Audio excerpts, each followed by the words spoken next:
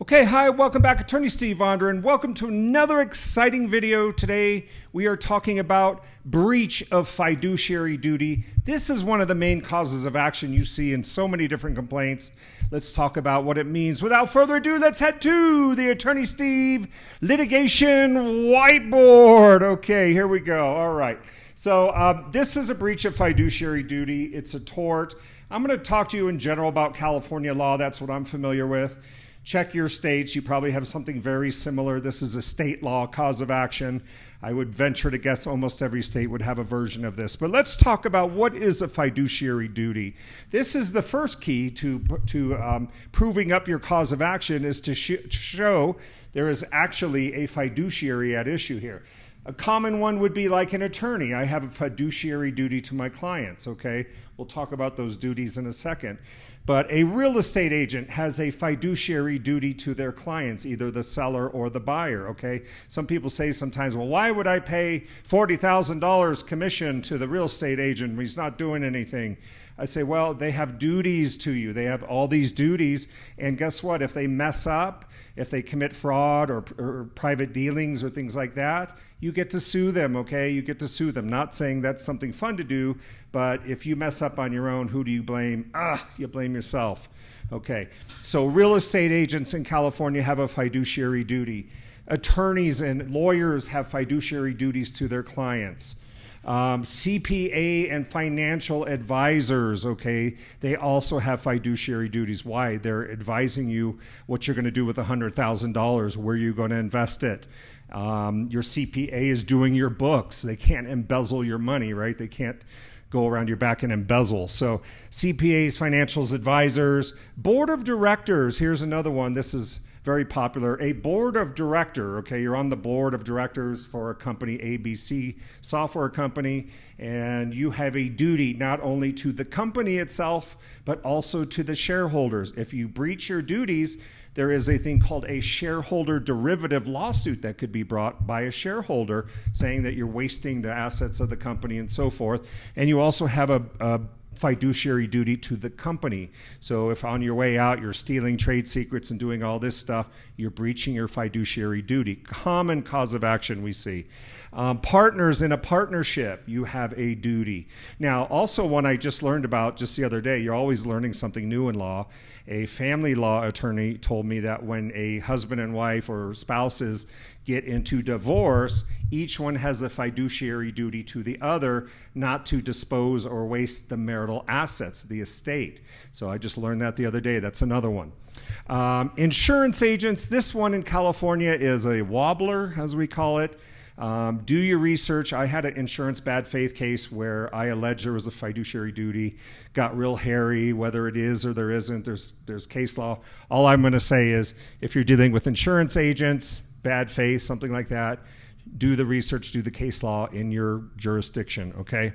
By contract, I have here by contract. So maybe you don't have a fiduciary duty. Like, for example, doctors don't have fiduciary duties. They have their board ethics and standards, but and contractors, let's say a subcontractor on a construction project doesn't have a fiduciary duty. But what I see, I have one client that is a pretty well-established builder, and they're always trying to slip in and he's a project manager, they're always trying to slip in a fiduciary duty on him. Every time I see it, I just cross it out. No fiduciary duties.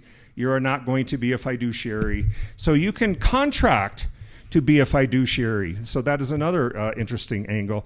And executors and trustees of an estate, say you set up a trust fund for your kid, that trustee has the duty, a fiduciary duty, okay, to not waste those assets, okay? So that's a general idea. Now again, this is not an exclusive list. I'm sure there's others. These are the main ones. There are some others by law. Check your state. You might be surprised who is and who isn't. Now, what are the duties? You're a fiduciary duty. You're a fiduciary. What are your duties? What do you owe? Now, you can look around, but generally you're going to find these 6 characteristics constantly popping up. Good faith, the duty of utmost good faith and fair dealing. Utmost good faith and fair dealing in transactions. A duty of care, due care. Duty of loyalty, the utmost loyalties, the strictest loyalty. Confidentiality, to keep things, keep things quiet, that kind of thing, not to go blurt out and, tell everybody secret things that you shouldn't be doing. Duty of full disclosure, sometimes we call it full disclosure and brutal honesty, sometimes we call it. And then a duty of accounting, there's no secret dealings. You can't do all these dealings and say, I'm not going to show you anything. That's not a fiduciary. That's not acting as a fiduciary duty. You can breach the fiduciary duties in a lot of different ways. You're not acting in good faith. You don't have the care and loyalty. You're doing secret dealings like a real estate agent. Maybe they're taking the money, opening up a separate escrow. Nobody knows about it. Or they're not selling to one party. They're selling to one of their friends because they're going to get a kickback. So there's a lot of different ways: fraud, secret dealings, failure to exercise due care, loyalty, or any of these other things. And that's it. If you, as a plaintiff in a cause of action, you're basically showing there's a fiduciary relationship, that the duties existed, that there was a breach of the duties, proximately causing the damages. And for damages, you can seek your fair compensation, your actual damages, and also punitive damages. And in California, the buzzwords are fraud, malice, oppression. Fraud, malice, oppression, FMO. Fraud, malice, oppression. If you could show that, you can ring the bell, as we call it, ding, ding, and seek punitive damages, okay? So that's a general overview. If you're not sure if you have a fiduciary duty case, give us a call. We're at attorneysteve.com. That's attorneysteve.com. We are civil litigators, been litigating for about 18 years now. So if you don't know, think you might have a case, give us a ring. We'll give you a courtesy look at your case, okay? You can find us at 877-276-5084.